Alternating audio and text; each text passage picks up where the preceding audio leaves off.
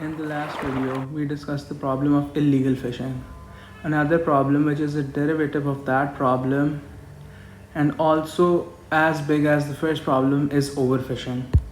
While illegal fishing might lead to some of the portion of overfishing that occurs in the Pakistani seas, most of it happens by actual registered companies and conglomerates that catch fish here. Although the name is pretty self explanatory, I will still delve into what overfishing means. Overfishing occurs when we take too many fish out of the ocean. We take fish out of the ocean faster than they can even reproduce. This not only threatens marine life but also puts the livelihoods of our coastal communities at risk. In Pakistan, nearly 80% of the fish stocks are either fully exploited or overexploited to some extent. Species like tuna, shrimp, and pomfrets are on the brink of collapse, which could lead to severe ecological imbalances. The worst part is that the impact doesn't stop just for the fish and the marine life. Coastal communities that rely on the sea for their food are completely left hopeless. Without sustainable fishing practices, we risk not only losing marine biodiversity but also losing all the people that live in these coastal communities as well as pushing them towards even more poverty. What are we supposed to do in such a growing crisis?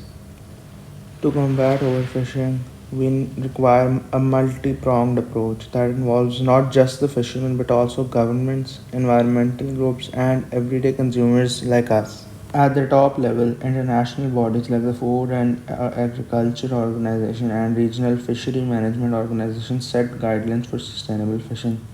These include establishing quotas, enforcing seasonal closures, and regulating fishing gear to reduce bycatch. Quotas, for those who are unaware, mean limiting the amount that can be caught. But regulations are only effective if they are enforced.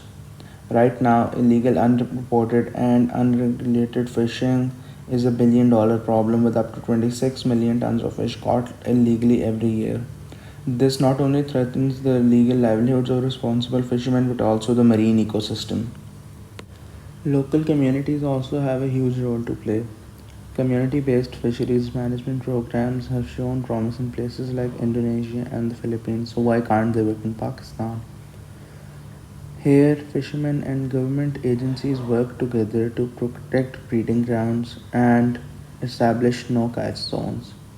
These communities can lead to more effective conservation because they have the most at stake. Instead of the communities themselves making these reserves, another approach we can take is protected areas, also called MPAs. These are zones where fishing is restricted or completely banned, allowing for fish populations to recover and habitats to regenerate. Currently, only about 8% of the world's oceans are protected, far below the 30 to 40% that experts usually recommend. MPs need to be expanded so that fish stocks can regenerate. Now, it's not only about what initiatives we take, it's also about doing things that we have been doing for so long differently.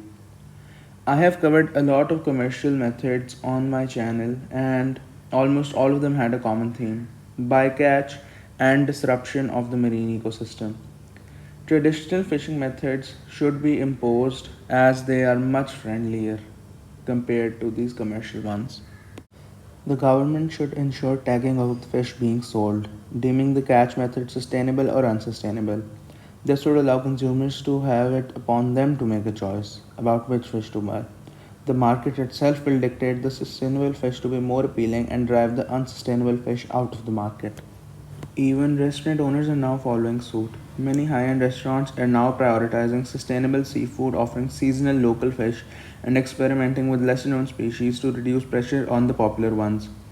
It's about creating a new narrative, one that values quality and sustainability over the perceived quantity and appeal. By supporting sustainable fishing practices, respecting the rules, and protecting our oceans, we are going to ensure that this does not bring down our fishing future. The ocean belongs to all of us, and it is our duty to protect it. Goodbye.